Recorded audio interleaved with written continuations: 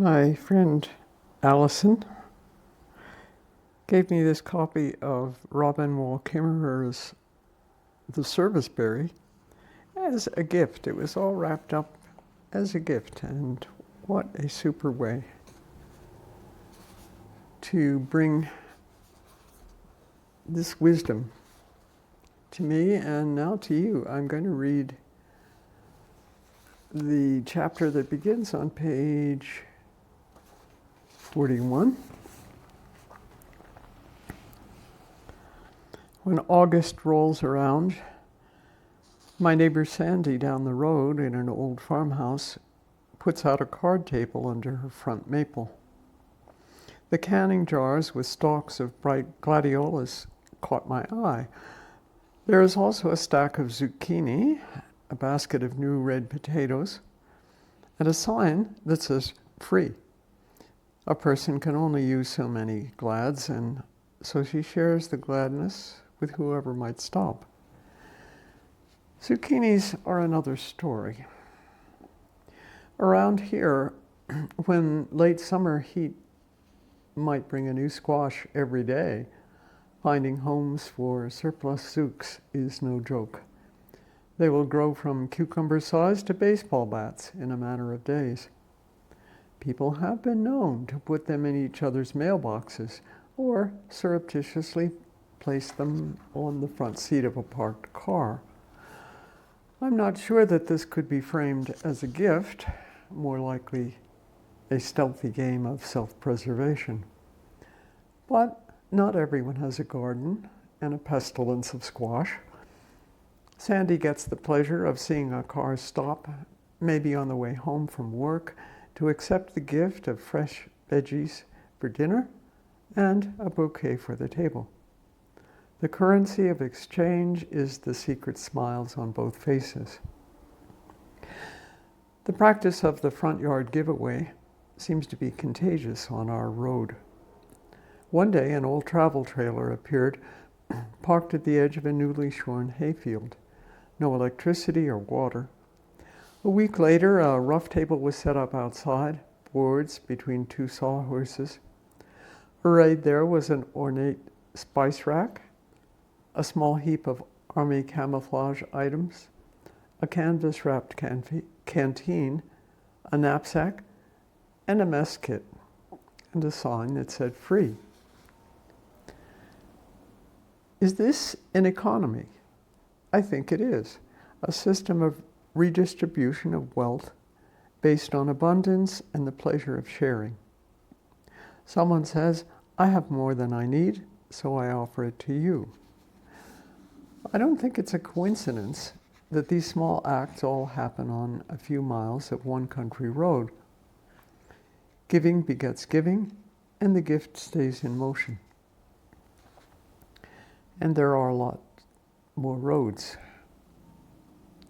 In times of crisis, the gift economy surges up through the rubble of an earthquake or the wreckage of a hurricane. Rebecca Solnit, in her stunning book, A Paradise Built in Hell, describes how gift economies seem to arise spontaneously in times of disaster. When human survival is threatened, compassionate acts overrule market economies.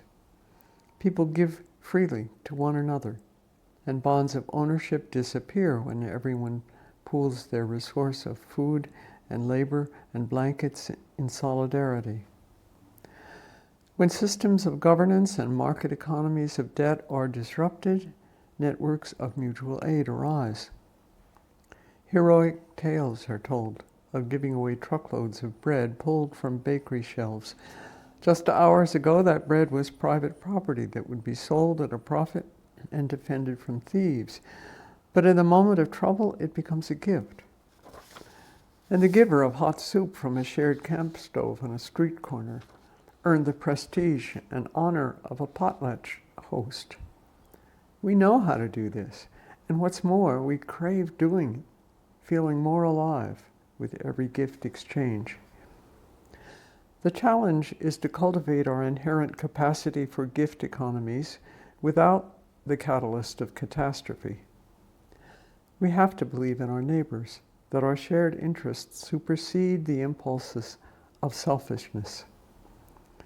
There is a tragedy in believing the proffered narrative of our system, which turns us against each other in a zero-sum game. I was surprised to learn that one of the assumptions of modern economic theory is that we will each behave in conformity to Adam Smith's rational economic man, characterized as a greedy, isolated individual, acting purely in self-interest to maximize return on investment. The system is designed to support this hypothetical caricature and seems therefore to produce them. But each of us knows that exceptions to this behavior far outnumber the predicted stereotype. Can we imagine a system which nurtures a different economic identity and reclaim ourselves as neighbors with shared investment in mutual well-being? As it happens, abundant empirical evidence attests to the fact that we humans lean as much toward cooperation and generosity as we do toward self-interest under circumstances when we are not coerced by outside forces. Imagine if we created the social and political climate to serve this empathic, mutualist human. I mean, why not? My lived experience is based in rural landscapes, and I'm embarrassingly aware of my limited perspective on where else gift economies might live side by side with the market. I lecture at college campuses all over the country, so I routinely ask students if and how they participate in gifting networks. I learn about active circles of free cycling, repair cafes, donated mugs in the coffee shop, replacing disposables, clothing swaps, the Buy Nothing movement, and campus free stores, where dorm room necessities are passed among generations of students without a penny exchanged. They educate each other on the repercussions of their own consumption and waste. They tell me about the environmental justice issues created by a mega trash incinerator operating near a community of color. They're fired up by knowing that every item that passes through the free store is diverted from becoming toxic air pollution in a town with a high rate of childhood asthma. These students recognize that their free store makes only a tiny dent in the stream of overconsumption and waste, but it represents a commitment to imagining and practicing an alternative that doesn't pile up injustice along with plastic. Not surprisingly, I suppose, many of these students' examples come from a very different realm, the digital world. They quickly cite access to open source software and the existence of Wikipedia as manifestations of a gift economy where knowledge is freely shared on digital platforms in information commons.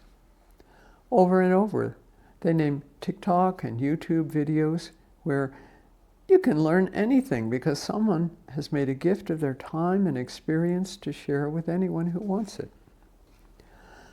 Exploring that digital landscape is as unfamiliar to me as my forests are to them. So I take a field trip to go foraging for videos on gift economies and find them everywhere. I learn about mutual aid societies, local gift economies, alternative local currencies, money-free work exchanges, cooperative farms, peer-to-peer lending, and more. In these actions, I find both creativity and longing to propel change. We live in the tension between what is and what is possible. On one hand, we can witness the reciprocity of the economy of nature, showing us how things are supposed to work. And on the other, we see the outcomes of extractive capitalism, breaking every facet of, quote, natural law. I'm sure that I'm not alone in feeling despair in that comparison, and my powerlessness to change it. In illuminating these alternatives, people have the courage to say, let's create something different, something aligned with our values. We don't have to be complicit. It is heartening to me that all these grassroots innovations are arising, created to resist the economic systems that are destroying what we love, by making new systems founded on protecting what we love. I have a newfound affection for the language we use. It seems apt that we call these grassroots movements, emulating the gift economies of plants. The question of abundance highlights the striking difference between our way of life, which has come to dominate the globe, and the ancient gift economies which preceded them. There are many examples of functioning gift economies, most in small societies of close relations, where community well-being is recognized as the unit of success, where the interest of we exceeds that of I. In this time, when economies have grown so large and impersonal that they extinguish rather than nurture community well-being, perhaps we should consider other ways to organize the exchange of goods and services which constitutes an economy. Most of us are enmeshed in the market economy, which by definition is a monetary system in which the production and distribution of goods is regulated by the market forces of supply and demand. Exchanges are voluntary, and entrepreneurs are free to pursue profits. The market economy is based on private property and competition in navigating the gap between supply and demand, i.e., scarcity. The greater the gap between supply and demand, the greater the scarcity, and therefore the price to obtain these goods rises and profit increases follow. In a market economy, the meat must be private property accumulated for the well-being of the hunter, or exchanged for currency. The greatest status and success come from possession and profit. Food security is assured by private accumulation. Gift economies arise from the abundance of gifts from the earth which are owned by no one and therefore shared. Sharing engenders relationships of goodwill and bonds that ensure you will be invited to the feast when your neighbor is fortunate. Security is ensured by nurturing the bonds of reciprocity. Margaret Atwood writes, "Every time a gift is given, it is enlivened and regenerated through the new spiritual life it engenders, both in the giver and in the recipient." You can store meat in your own pantry or in the belly of your brother. Both have the result of keeping hunger at bay, but with very different consequences for the people and for the land which provided that sustenance.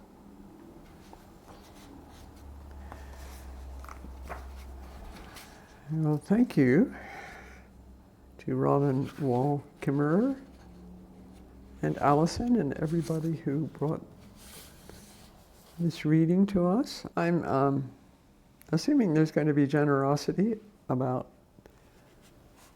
this violation of the copyright that says that all rights are reserved, including the right to reproduce this book or portions thereof in any form whatsoever. So there you have something very valuable, I think. The Serviceberry. Abundance and reciprocity in the natural world.